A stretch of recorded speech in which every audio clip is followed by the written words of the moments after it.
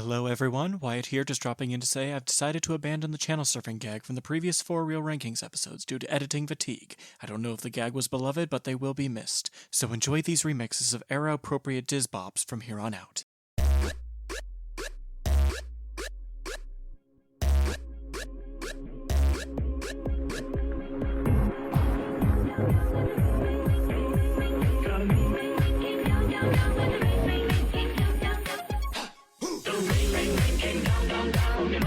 Rising rivers till the river got out his head, right into Piglet's. For Piglet he was frightened with fire rifle fright, and so in desperation a message he did write. Help! Piglet! Me! Piglet! Help! Piglet!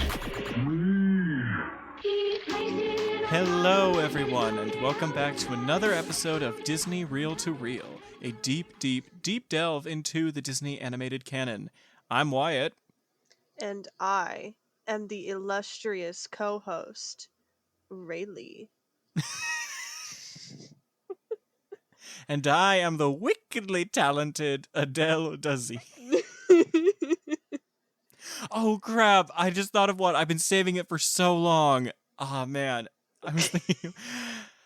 I can't remember what made me come up with this one, but it was like hello, I'm Julie Andrews, and this is Snatch Game. But I don't want to disrespect our queen, so I can't. I can't. Yes.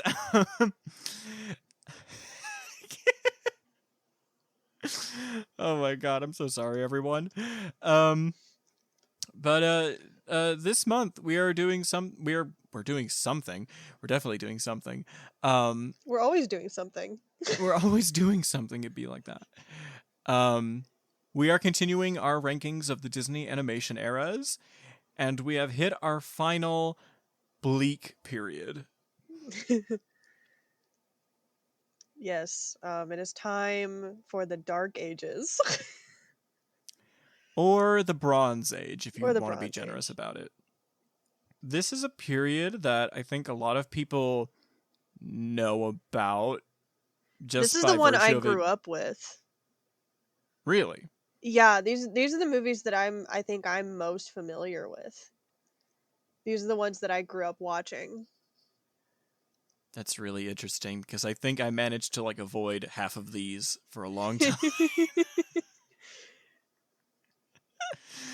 The only one I can think of is our Winnie the Pooh, Robin Hood, and maybe the Fox and the Hound. But yeah. Otherwise, most of them just didn't make it until I was a preteen or something. Yeah, I watched majority of these whenever I was younger. Yeah. And they still have a special place in my heart, but we'll get to there. Yes. We'll get there. Of course. But I guess for those listening in from home, the films we are covering are The Aristocats, Robin Hood, The Many Adventures of Winnie the Pooh, The Rescuers, The Fox and the Hound, The Black Cauldron, The Great Mouse Detective, and Oliver and Company. A very, very group. I can't freaking talk. A very diverse group of films. That's putting it lightly. That's putting it lightly. So I think the thing to do before getting things started, I kind of want to take a page out of our episode on the package film era and just talk about where Disney was when these shenanigans went down. Yes. Because it's full of so much juicy material. Literally anything bad that could happen did. Because, I mean, this was right after the man died. Yes, right after the man died. This is right after Walter Disney died. Yes. So the company with his name on it didn't know what to do. Well, before we get too far into it, I have to admit that I told Rayleigh in advance of this recording that I had written a 2-page essay about something. This is precisely what I was gonna. Uh-huh. take the floor on. So if you'd be so I kind. I will happily allow you to speak your piece. Thank you. Well, it all started. Well, A long, long time ago. in a galaxy far, far away. But actually, at the beginning of the 1970s, American animation was split into two distinct categories: really artistic, mature content for adults, or Saturday morning children's cartoons.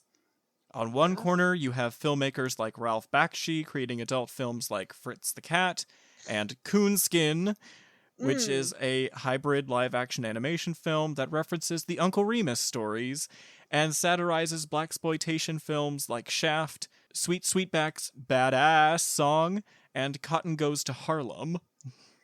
Huh. And on the yes, guy, Coonskin. I don't know about that. That's a bad name. That's a bad name. It's a bad name, but also like I've heard people talk about it, and even they can't get through it without cringing. Yeah.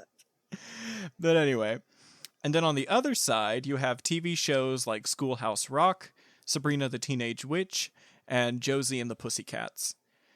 Some of these were produced by Joseph Barbera and William Hanna, who are most known for their previous shows like The Flintstones, Yogi Bear, and Scooby-Doo, Where Are You?, among others. Iconic. Have you seen the meme about Freddie Prinze Jr. talking about the live-action Scooby-Doo? Of course I have. You see, it was a story. Like, they really were trying to figure it out, and it wasn't just like a boys versus girls thing. It was like they were really trying to expand the art form, and he's like, well, it was a talking dog, so... God, I love the live action Scooby-Doo movies. That's a topic for another day, but... Another day, but Freddie Prinze Jr. is available at all times. Yes. Except that he's married and has kids. So, I know.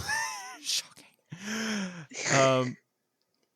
But clearly there's a dichotomy happening here. It's like one side is pushing artistic boundaries, the other is succeeding in more commercial ventures like merchandising. And then there's Walt Disney Productions. So, as we were talking about, following the death of Walt Disney in 1966, the animation department was at one point considered to shut down upon completion of The Jungle Book. But the film did so well critically and commercially that they felt confident in resuming business as usual. What they lacked was the ambition and motivation of a Walt Disney-type figure. Wolfgang Reitherman, he continued directorial responsibilities on 5 of these films before leaving the studio in 1981. Company CEO Roy O. Disney was mainly involved with the development of the Walt Disney World Resort in Florida until his passing in 1971, after which Don Tatum rose to prominence as CEO and Card Walker accompanied him as president. Walker then became CEO in 1976 and later chairman in 1980. Their main concerns were the development of Epcot Center and Tokyo Disneyland. Animation was an afterthought to business executives, and the old guard of Disney, so we're talking like the 9 Old Men, etc., they were metaphorically stuck in the past and making movies about jazz. You like jazz? You like jazz? And then a new crop of young employees came in from the CalArts Institute, eager to innovate and challenge the standards of past Disney efforts, but no staff member over the age of 50 was willing to listen to them, except Roy Edward Disney. He resigned as executive in 1977, later stating, quote, "I just felt creatively the company was not going anywhere interesting. It was very stifling," unquote. He still retained a seat on the board of directors until 1984, when he ousted then-President Ron Miller. Now, Ron Miller, he was more interested in Disney's outreach through premium cable television, as with the Disney Channel in 1983, and more adult-focused media, hence the creation of Touchstone Pictures in 1984.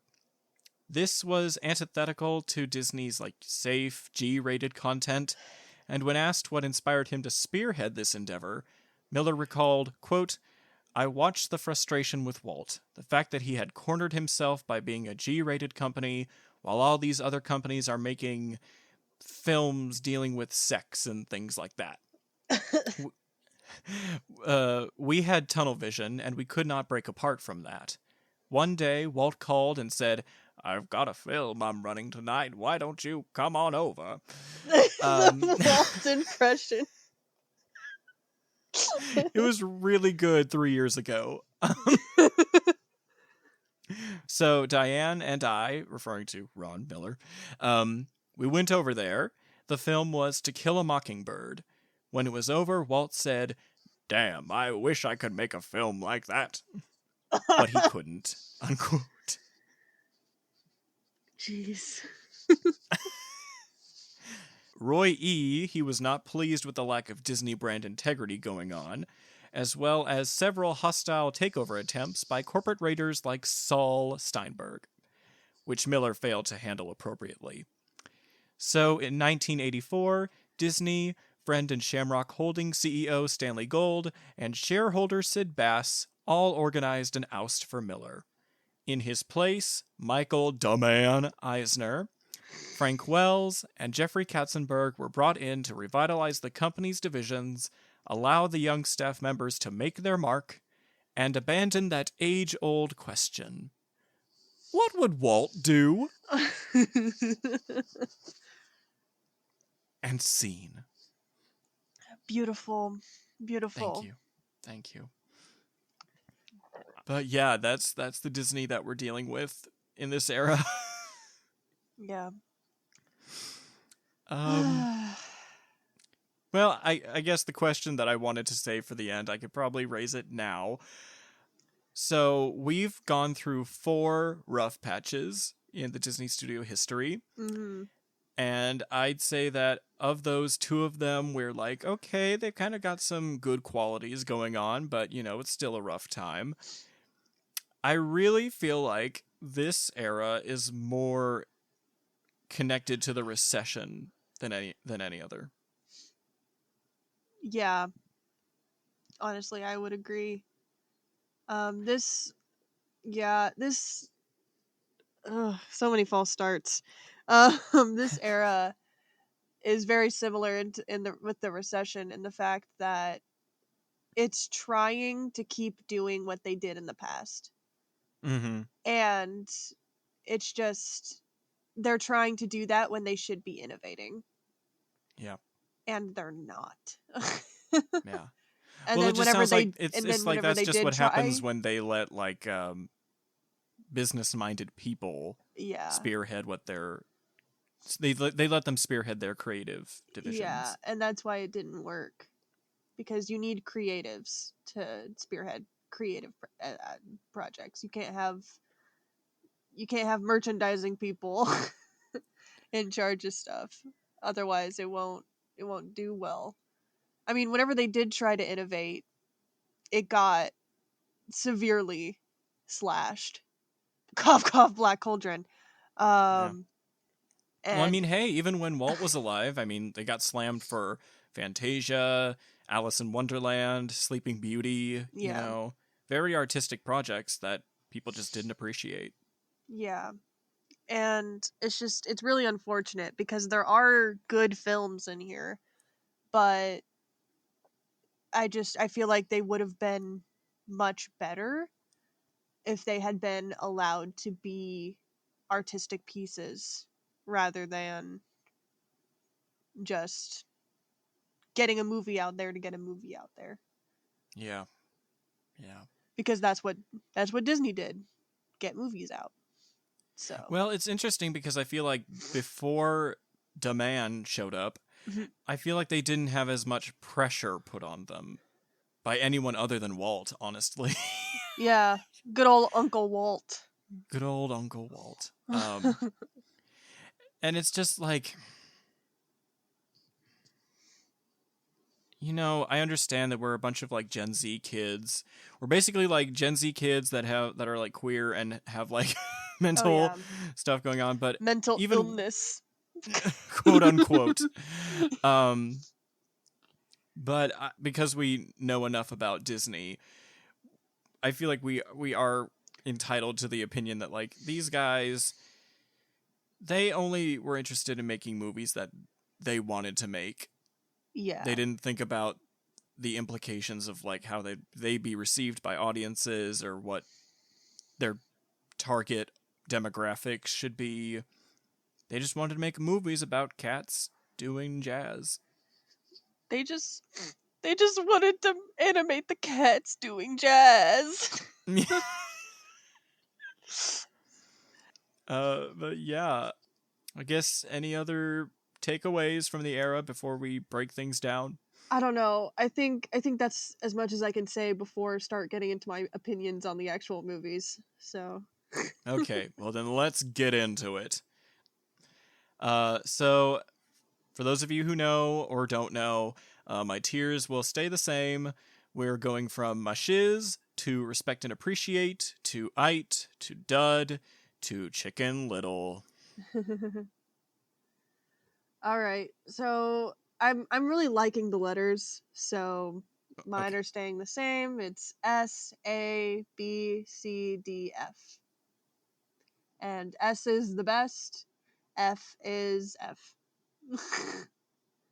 F for Fuck you. No, I'm kidding. I was only going to offer up fucktastic, but okay.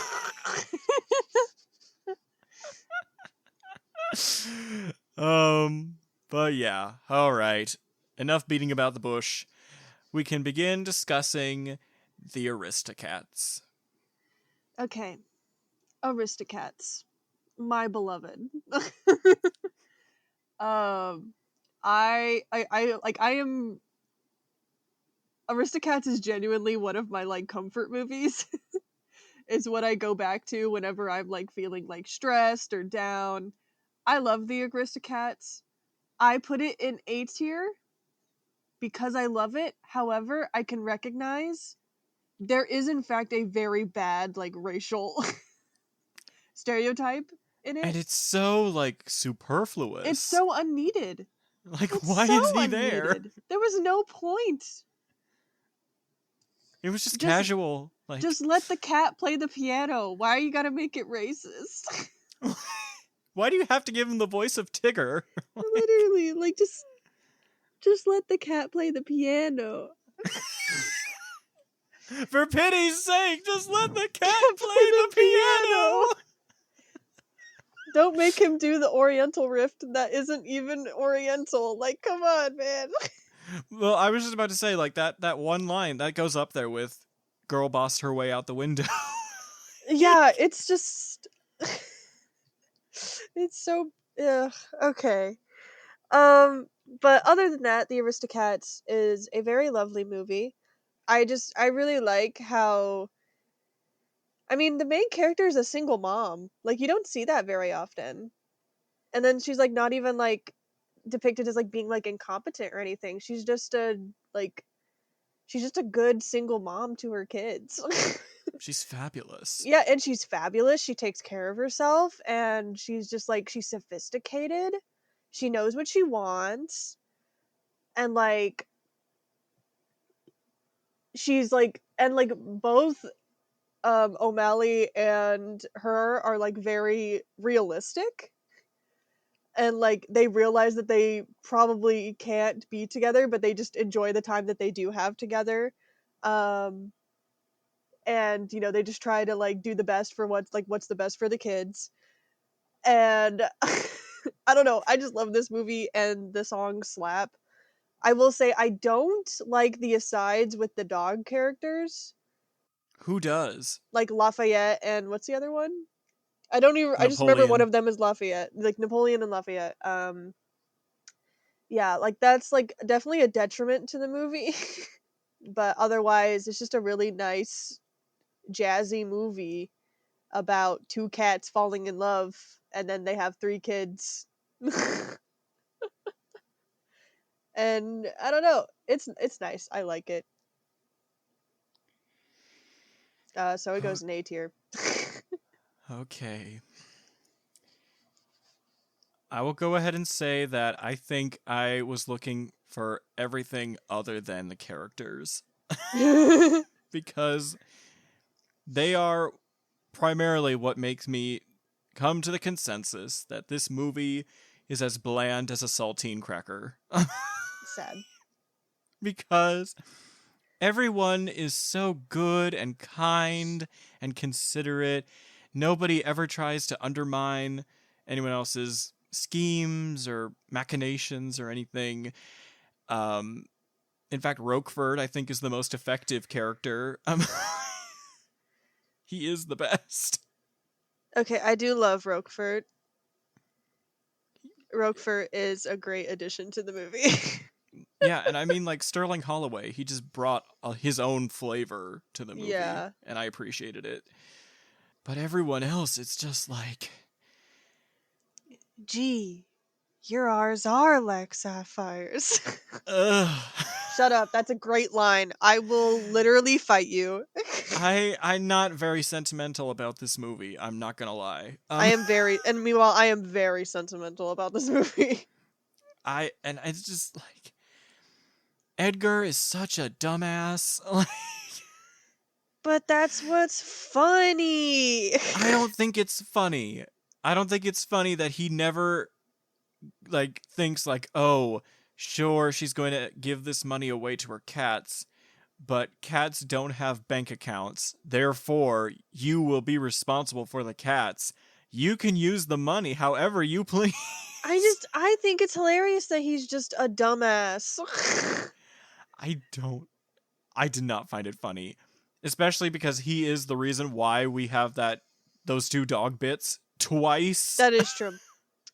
I'm sure granted. I understand like he goes back to the countryside to get his hat. I understand that he wants to avoid being suspected by the authorities. But like really? Like I feel like they could have done something different with his asides rather than just using the stupid dog characters, because the dog characters were the worst part of the movie. I agree with you like, on that. Really, I just feel like this movie doesn't have much drama. And I get it, like, if you're just going into it for cats, then fine, whatever. I don't know if they're very confrontational animals or what. I mean, but I feel like this is also an important thing. I'm actually a fan of like the musical Cats. So I'm very willing to put aside plot for just good characters and like good music. And then here's another weird thing. When we see Duchess and her kittens around Madame, who I'm gonna add, she's very much like a soft, kind version of Lady Tremaine. Lady She has the Tremaine, buffon. if she loved life. If she loved life. Yes, exactly. I'm glad we can agree on that. Yeah. But when they're around her, they act very naturalistic, and their cat behavior is pretty apt, except for playing the piano and painting and stuff Starting like a gramophone. that. Starting a gramophone, yes. But then it's like they get onto the other side of town, and then you got cats dancing around playing trumpets and pianos, and I'm like, I don't know. I'm down where's with the it. line drawn for reality in this movie? I do not care. I just like that the cats are having fun. I just like they're having fun and playing jazz. I Like, come on. Whenever Duchess like pauses the music and like goes and plays the harp, that's hilarious, man. I mean, I think it's elegant, but I think It's it's like great. they establish rules for cats at the beginning of the movie that they don't follow up on for the sake of a musical number. Well, I mean, to be fair, the cats were playing the piano in the beginning of the movie.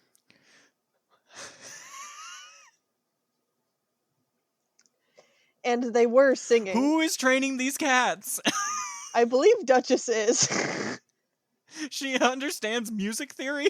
Well, yes, because she's talking about like arpeggios and like shit. Like, yeah, she knows music Is theory. she telling me she went to the Conservatory of Arts for cats? I bet she did. I bet Oh Duchess my did. God. I bet Duchess has a bachelor's of arts.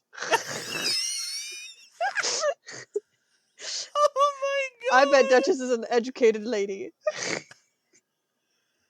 I bet she has a PhD in musicology.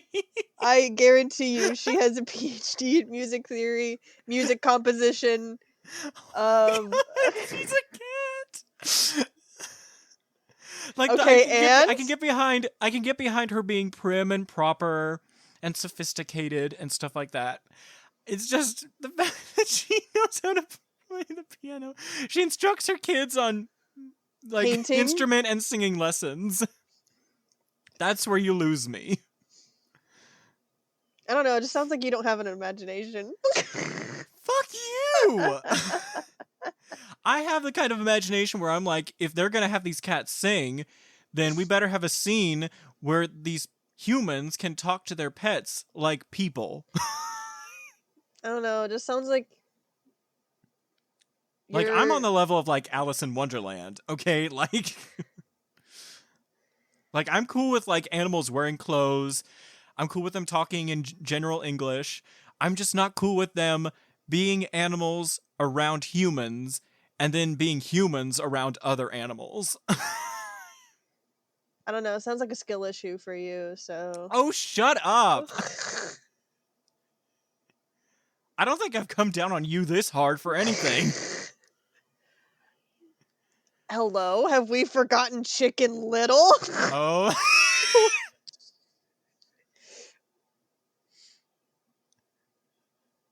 So, In this case, I'm really afraid for Snow White. well, I like Snow White. Okay, great. That's exactly what I wanted to hear.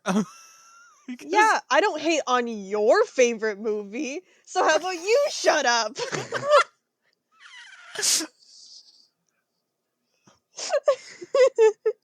Okay. Here, I think this is where the line is drawn. It sounds like you don't take this movie very seriously. No, Okay, we're in agreement on that. Okay. I think it's a campy movie. Yes, I could agree with that. Okay. And I think a lot of the Disney movies that I like encourage you to be an active viewer. And it's really funny because Snow White, a lot of people watch it and they're like, I don't understand. Like, there's nothing engaging about it. It's all just blasé and boring. But I'm like, no, there's like subtext here and all these ideas about the themes of aging and like women's value in society and stuff. That's really interesting. But it's never like raised in the text, you know? So I'm that kind of person. So if I'm taking the Aristocats at face value, then sure, fine. It's the product that they put out into the world. But it's maybe I'm putting it in contrast with like the Jungle Book, for example, where it's like you do have a human interacting with animals like people, Yeah. but they still I mean, I put Aristocats in the same kind of category that's Lady and the Tramp, where it's like in front of human and also like Toy Story to some extent. But in Lady and the Where- Tramp, the dogs don't dance. Just put aside the dancing for 1 second. They don't dance on their hind legs. That's all. Look, okay. And I just want to say, for me, Aristocats, yes, it is a very campy movie. I don't take it that seriously. However, I do also want to say there is like some subtextual stuff about parenthood and like Yes. taking responsibility. You know, just Yeah, I'm all for what don't this movie completely has to say dismiss about being... Aristocats. I'm not completely... I'm just saying that this is what detracts it from being like higher up for me. Yes. And I'm all for what it has to say about Duchess being a single parent and finding this Phil Harris cat who like sure he's suave, Put sure some he sounds respect like on his Baloo. name. I'm not going to say his full name. Abraham DeLacy, Giuseppe Casey. Thomas O'Malley, the alley cat. At least somebody did it. Maybe that's where I'm at with this era as a whole as well. It's just like until like I want to say Fox and the Hound, I don't know if people were being encouraged to take these movies seriously. Does that sound too far off? I can see where you're coming from, yes. Yes. Especially with like the Black Cauldron, it's like trying to go all out and be this gothic, horrible, Epic. not horrible. I didn't mean horrible. I mean, it's meant to be like a very gothic, epic story, Yes. but it was butchered. It was butchered, and I feel like it's like demanding that you take it seriously. Yes. So there are limits to both. But there's just something. It's like, and like these characters. It's like the cats.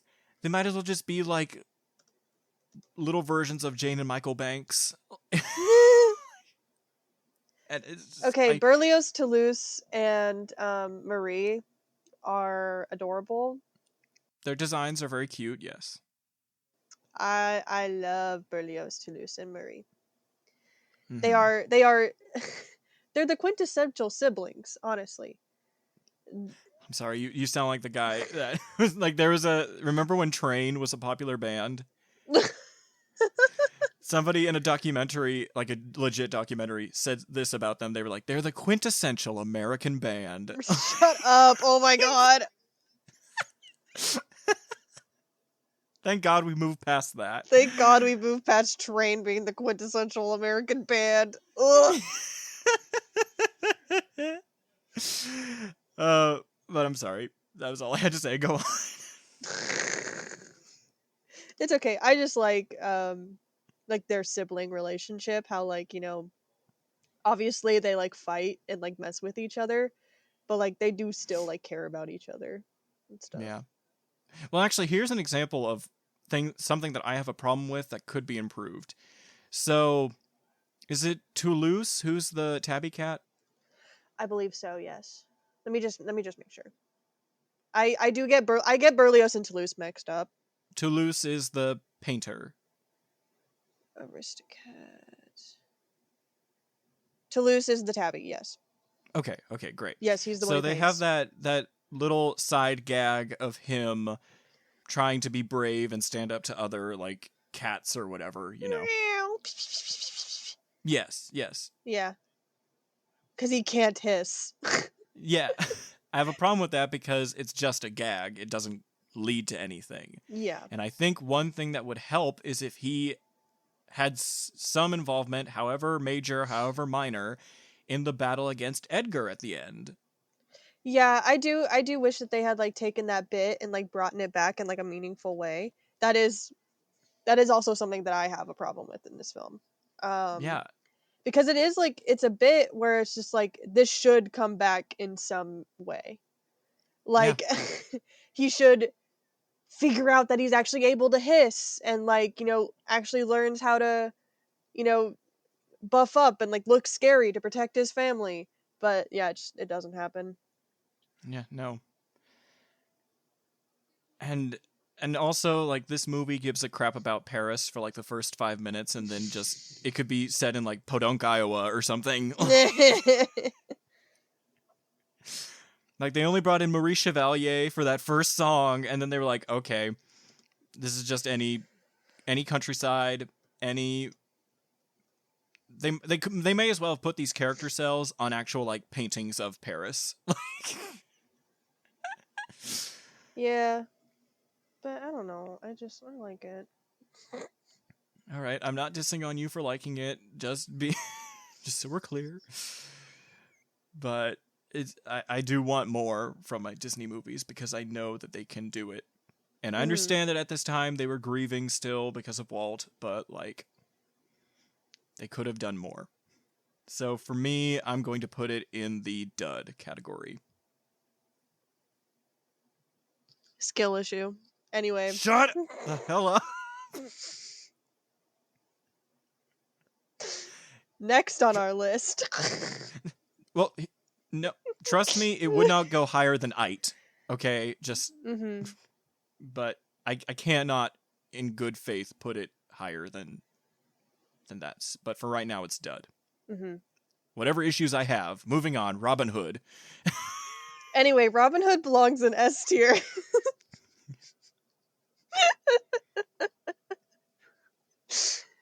So Robin Hood is I will say I am completely biased because this is my childhood movie. Robin Hood, Disney's Robin Hood is my childhood movie. Hmm. I love this movie. Like if you asked me to say what movie like I watched the most throughout my childhood, it would be Disney's Robin Hood. Um I don't know, man. I love that like it's like the story is framed with this like goofy bard that's a chicken, a rooster. Alan Adale, yes. Yes. And he's like singing all these songs. It's goofy as hell. It's campy as hell. Um and I mean like what's not to love about Robin Hood being a fox? That's just awesome. That's a We'll get to great that. choice. And then Little John being a big bear? Hilarious. Comedy gold. I do like most of like the animal associations with like the characters, like Mhm. the sheriff of Nottingham being a wolf. That's cool. Mhm. Um, of course, Maid Marian being a vixen. Prince John be the fact that Prince John takes the form of a female lion, like a lioness. Is he though? I wonder if it's just one who Yes. hasn't grown out his mane. No. That is a lioness. So he's closer to Nala than either Simba or Scar. Yes. Um Wow. That's really uh queerphobic. yes, that is something that's like I feel like there's a lot of subtext there. Mm-hmm. But I'm not qualified enough to dig into it. Or I could, but I haven't thought that deeply into it and I don't want to, carelessly throw out like Well, I mean, it's just in unthought Disney films things. leading up to this time, it's like we have seen countless stereotypes of like effeminate men. Yes. Like I'm thinking of, like Captain Hook, thinking of But Captain Hook slayed. he slayed, but he still there's that underlying thing of like the predatory queer man going against like a young That is boy, true. you know. But I mean, at least I don't. Prince John doesn't really have that vibe though. He's We just an never see evil him interact dude. with anybody Yeah, really, we don't really we only see except him Hiss. interact with like Hiss. We see him interact with Robin Hood, with Little John, um, and like Maid Marian. But he's not like really predatory towards Maid Marian. He's just No. he's just a bad dude. Like he's mean to her, but he's not like weird or creepy. Um No. so it's just like he doesn't fit into that like stereotype. At the very least he's got like an oral fixation. I've got Yeah. a dirty thumb. Yeah. It's like I broke Mother's mirror. Mommy. Mommy. Oh, bro. Don't even get me started on the scene where Robin is taking his bag of gold from him in bed and he makes that noise and I'm like, "Oh, you are gay." You are gay. You one of them queers. You right. You right. But I think he fits into more of like just he fits into the better side of queer villains in my opinion. He is Where more fabulous than he's more fabulous yeah. than like creepy. Yeah, like there's a distinction between him and Ratigan later on. Yes. Like, Ratigan will straight up kill a fool. Yes. As much as I love Ratigan, his theme song slaps. He Yes, is absolutely. he's on a different bar than He's on a different Prince level. John. But let's be real, Prince John did try to kill a man at the church. Yeah, he did. He did put Friar Tuck up for execution. He ordered his execution, but he did not, like, stab him in the chest or something. Yes, no, he did He not didn't do feed that. him to his cat Felicia. No, he just put him up for execution. But yeah, I think what we're coming down on is that both Peter Ustinov, who's the voice of Prince John, and Vincent Price, the voice of Ratigan, they are iconic. They are iconic. Yes. But Prince John kind of falls in the category of, like, there is probably some, like, offense meant by his characterization and look, but I don't take it because he's just a good villain. And like he's definitely more fabulous in the way that he is, rather than just being like outright like an awful portrayal. Yeah. And It doesn't then, offend me the way it does in Lion King or something. yeah, I would definitely agree on that.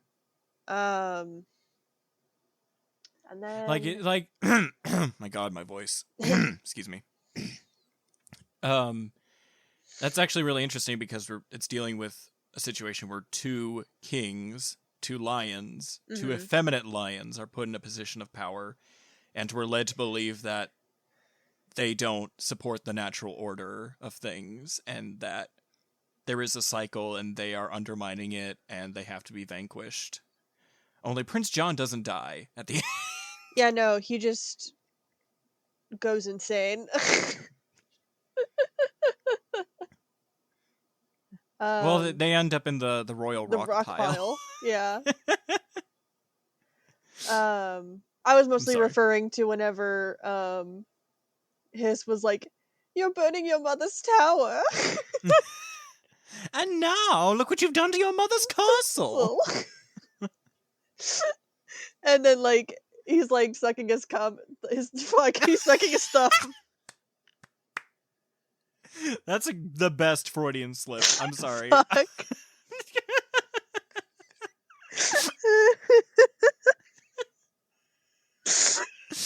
I'm sobbing. So he's sucking his thumb, and he's like has like the board, and he's like trying to hit Hiss, and Hiss is like, Yes. "Help! Help! He's He's causing me mad!" And it like echoes. Yeah. That's one of the best scenes in the movie to me. Yes. Yes. Oh god. I also like Lady Cluck, but I don't like the American football sequence. Am I alone in that? I do think it is also fabulous. I mean, it is very fabulous. It's very feminism. Very girl Yes. boss. It's more girl boss than feminism, but yes, yeah. it's very girl boss. But like I feel like it goes a little too long. Also the fat phobia. The fat phobia is a little. Seize the fat one. But I mean, she kind of kills it. So She does. Kind of happy for her for that. Yeah. God, what else did I want to say? I got completely sidetracked because of what I said.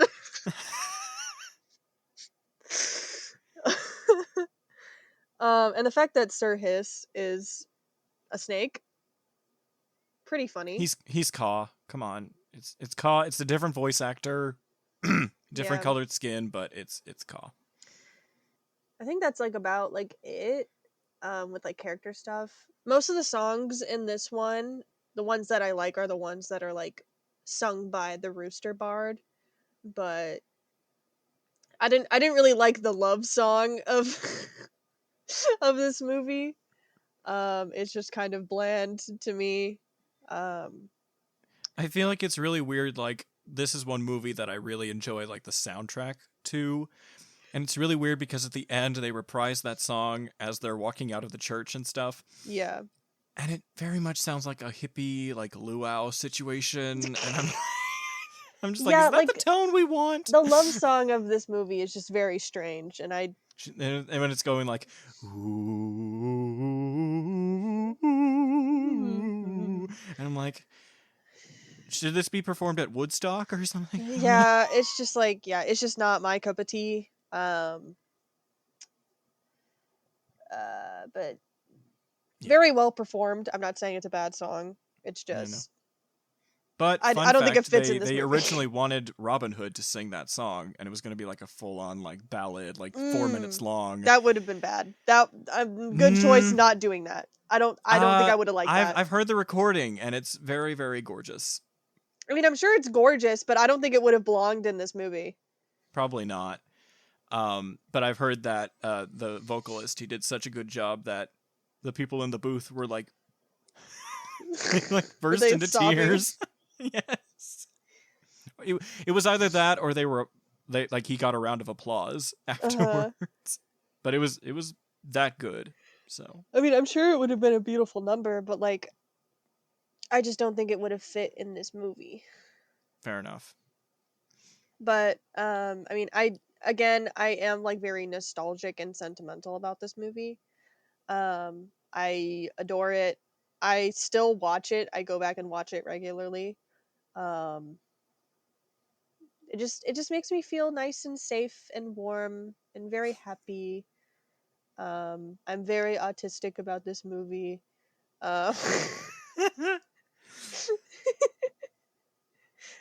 So it goes an S tier for me. It would have been right next to Aristocats, but Aristocats had that unneeded and Yes. superfluous racism, so it went down. Yes. Yes, indeed. Well, I'm about to right my wrong because I put Robin Hood in the mushes tier. I'm so glad. Yes. I can appreciate animal movies. This one, it definitely fixes the problem of Aristocats, where there's more like dramatic stakes involved. I feel more invested in the characters and their motivations and their situations and stuff like that. To the point where I really hate the Sheriff of Nottingham. He is a piece of shit. Yes, he is. He's very much a piece of shit. He sucks. Yes. But, okay. I'm not a furry, but Robin Hood. Yeah? Hello. I'm not. I mean, duh. I know. Look, better to have him as an awakening than Simba, okay? Just saying. Yes. Because at least he's anthropomorphized. Don't Simba's get a me started full-on on Nala. lion. Don't get me started on Nala. Don't. Yeah, Nala is a full-on lion. Like, Don't. guys, it's better to have the anthropomorphized fox as an awakening than the full-on lion. Yes. Just And do you saying. want to know what's even better? His voice actor was gay. Oh. Love that. Yes. But the only bad thing is that he didn't get married until like 3 years before his passing. Aw. So. Yeah, but I'm so happy he did get to finally get married. Good for him. Yeah. So, that alone puts it in the mushes tier. No.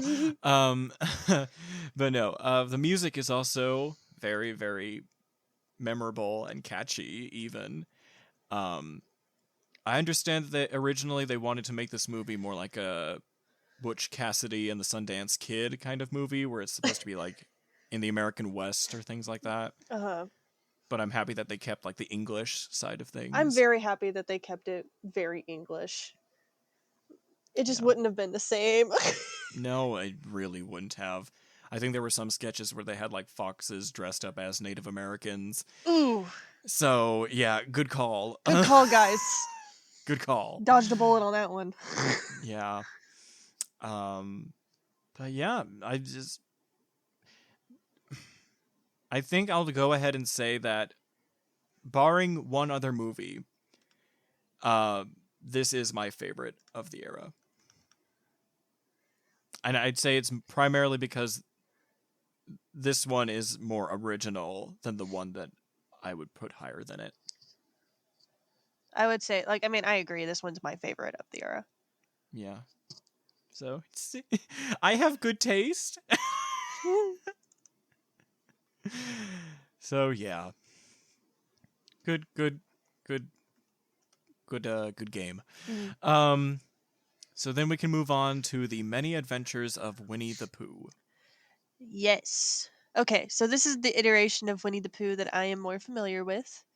It's the version of Winnie the Pooh that I enjoy more.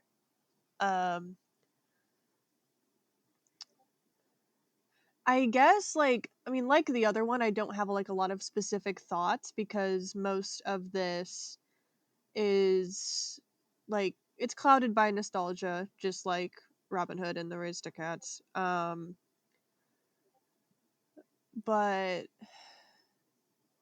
I don't know. I just have a lot of like good feelings associated with this version, I guess. Mhm.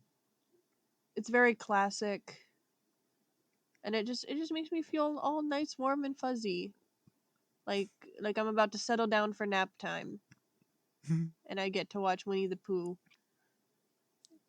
and then I have to go and like lay down on the couch and go nappy. Yeah. If But yeah, anything, just think about how this movie came out the same year as Star Wars. isn't that wild? I know, it's so weird. To think I would be, like I love Star Wars, and then I also love the Many Adventures of Winnie the Pooh. So 1977 is the year for you. 1977 is my year. Look, it's Oh. it's it's when Many Adventures of Winnie the Pooh came out, and it's when Twinkie Mark Hamill debuted in Star Wars. So God, he was such a twink in that movie. he was such a twink in that movie. My God. The original trilogy, he's such a twink. But I was going into Toshi Station to pick up some power converters. I love it. Yeah.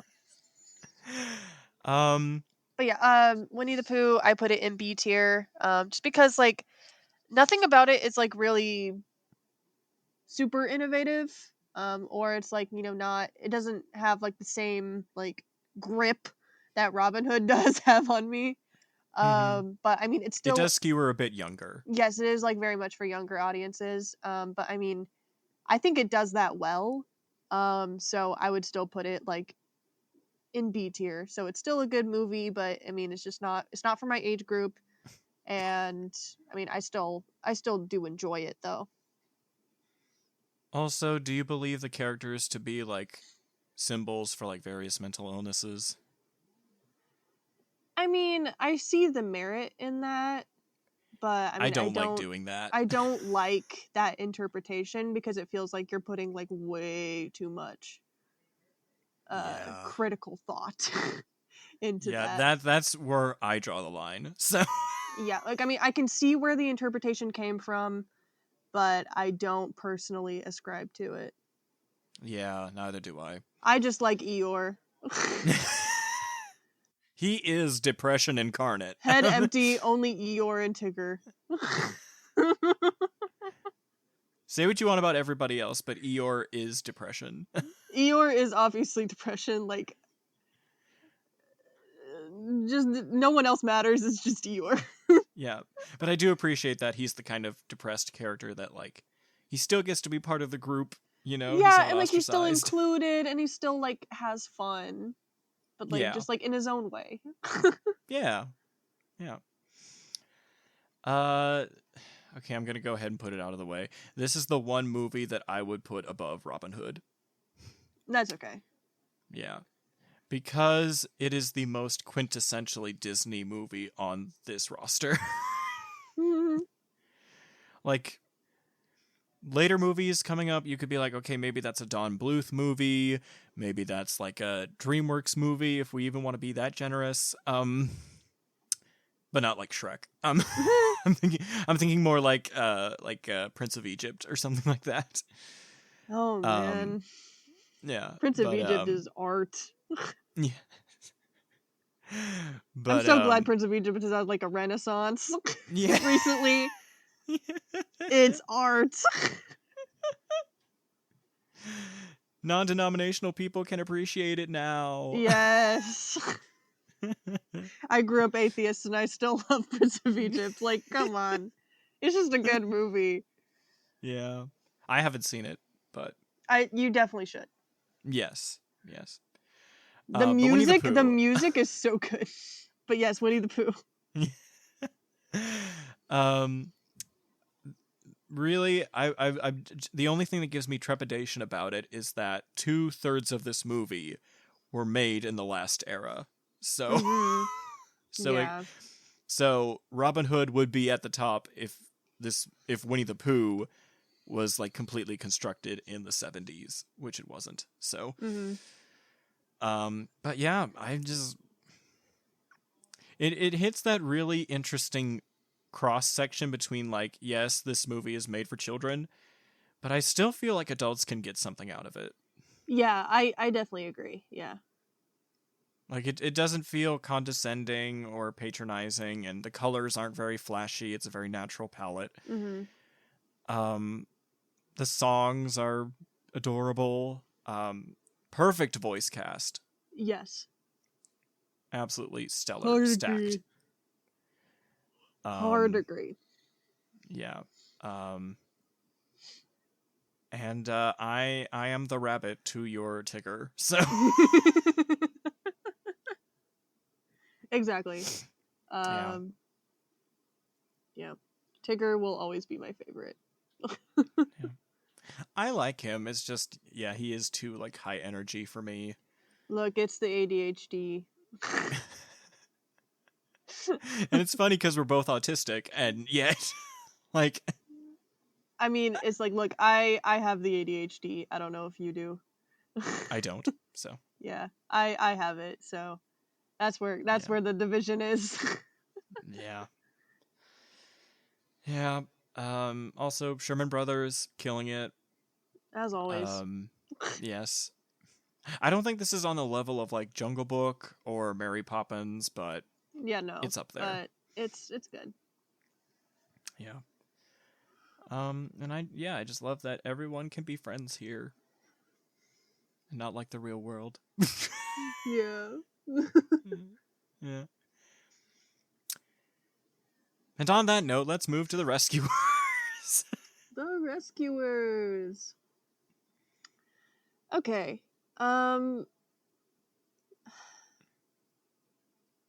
First, I put it in C tier. I did not watch this movie when I was younger, so I do not have nostalgia clouding my judgment. I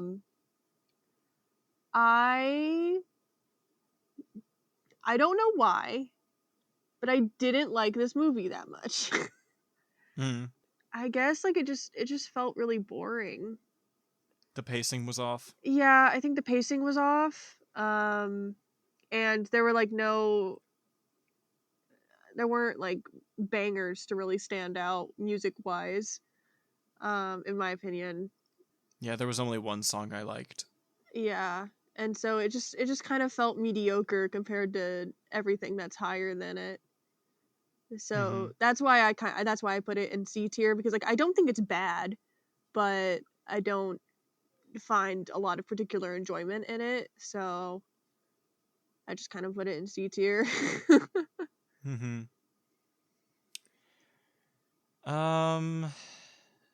This was actually one of 4 Disney movies that I watched, I think back in 2016, because those 4 were the last ones that I had not seen. Mm-hmm. So this was up against Make Mine Music, The Rescuers Down Under, and The Black Cauldron. And maybe Atlantis the Lost Empire. Uh-huh. And of those, I think Make Mine Music rated the best. Yeah. Which that right there is cause for you to be like, there's a That's skill cause issue. for concern. Yes. But I am biased towards like classical Disney animation, so Yeah. yeah, so it boosted that for me because I didn't think it was that bad. But the Rescuers, it was a lot bleaker than I thought it would be. Yeah. It was a surprisingly bleak film. Yes. Like Medusa, she's a more subdued Cruella de Vil. Yeah. And she does kind of look like Ursula too, so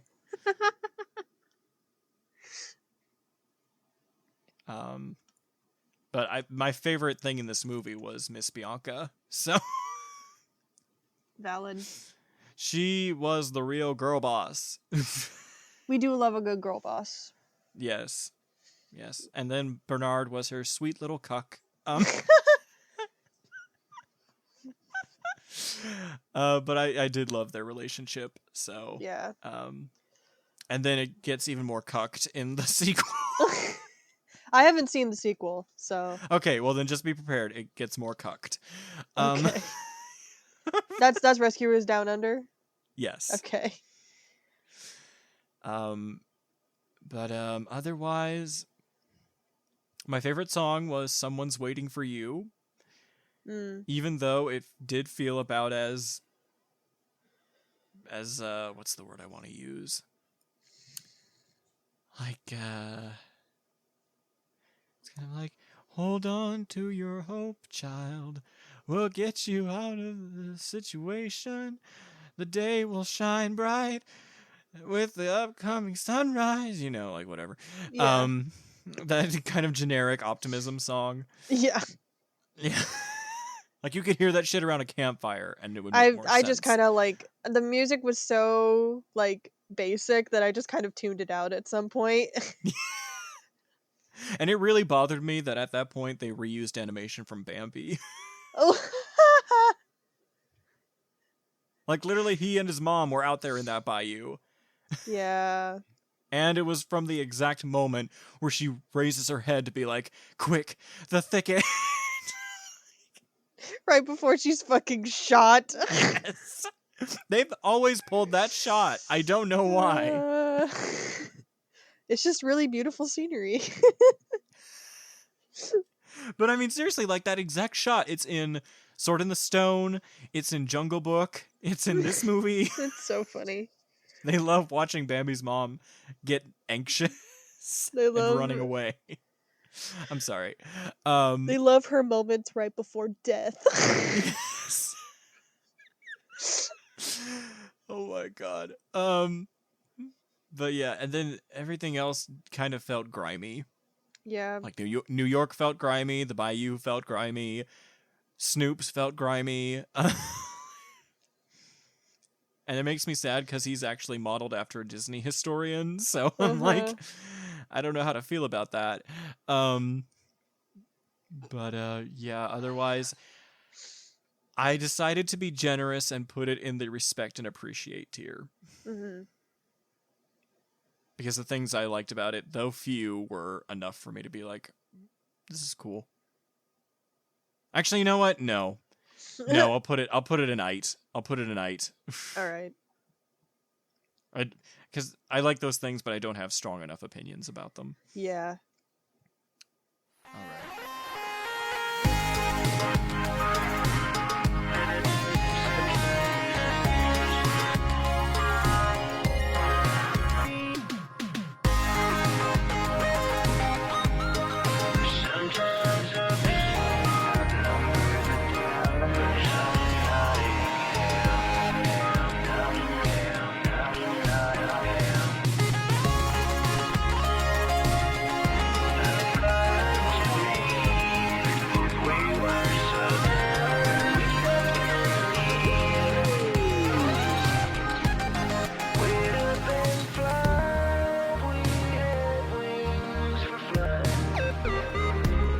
Can't you see the tears we're crying? Can't there be some